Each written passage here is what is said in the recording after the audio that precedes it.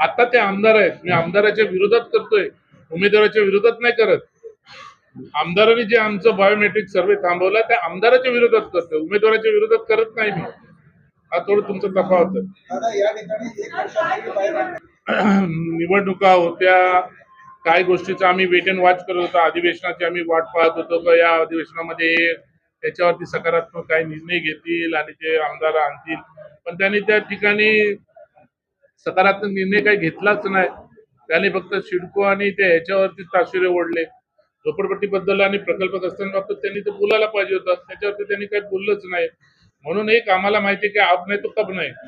आता जर हे झालं नाही तर हे जर प्रेशर टेक्निक्स करत असतील मंत्री महोदयांवरती आणि मुख्यमंत्र्यांवरती उपमुख्यमंत्र्यांवरती, तर आम्हाला पण आमचा हक्क आहे ना. संविधानाने आम्हाला आमचा हक्क दिलेला आहे. आम्हाला आमच्या हक्कासाठी आम्हाला आमची लढाई लढायला लागणार आहे.